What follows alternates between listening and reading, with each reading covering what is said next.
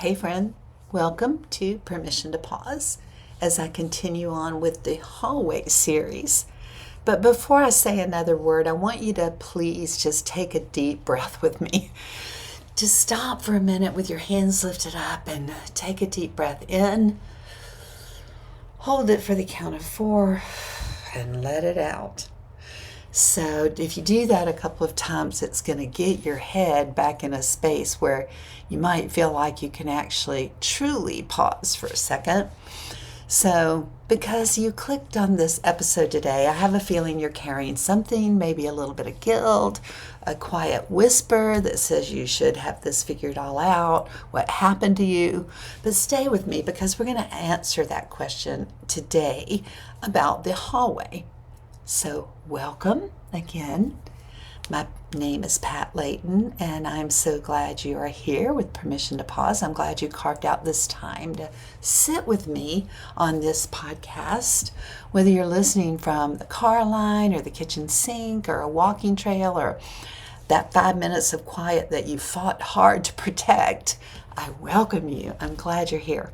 We're stepping into the hallway again. We've been in a series talking about the hallway of life, the place between what was and what is going to be.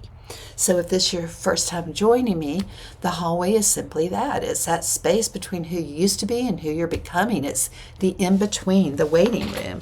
I actually just released a new product, a 21-day guided journal that's available on Amazon that's related to this topic. So it's about something that every single one of us have walked through, if not walking through right now. But it's a period of time when life interrupts your rhythm. So here's what I want you to hear before anything else. Let it settle.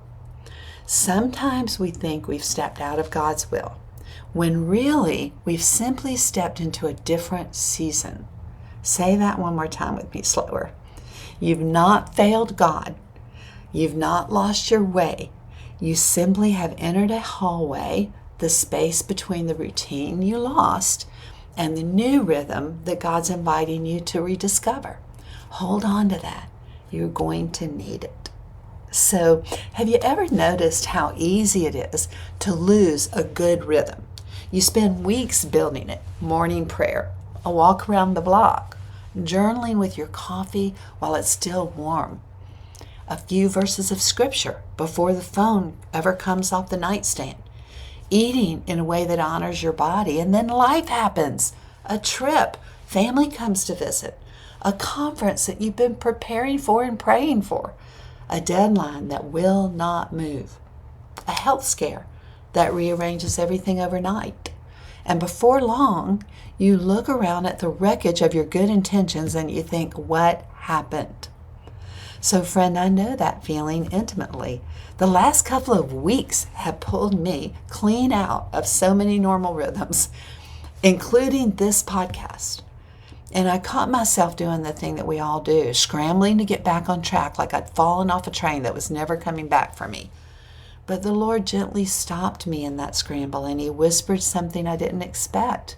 Maybe I never left the track. Maybe He was walking with me the whole time, right there in the middle of my interruptions. God doesn't leave you because your routine changes. Here's something that we do without realizing it. We mistake routine for relationship. Our quiet time changes, and we assume God moved. Our schedule shifts, and we assume His presence shifted with it. Our energy runs low, and we assume His nearness ran low too. But friend, hear me. I'm speaking to you as I speak to me.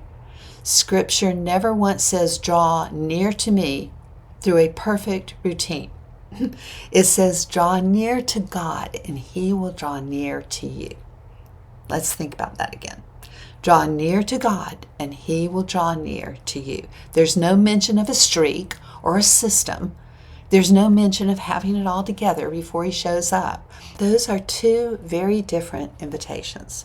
One is built on performance, and one is built on proximity. The only one of them is actually true. Hallways disrupt our rhythms on purpose. So here's something I need for you to understand, that I'm understanding. That every hallway we've ever walked through, it changes our schedule every time. When one season ends, the rhythm that belonged to that season ends with it. It's not a malfunction. It's not us falling apart. It's simply what a threshold does, what a hallway does, what a new door does. That's why transitions can feel so disorienting. We're trying to navigate today's hallway with yesterday's map, yesterday's circumstances, yesterday's life, yesterday's provision, yesterday's children, yesterday's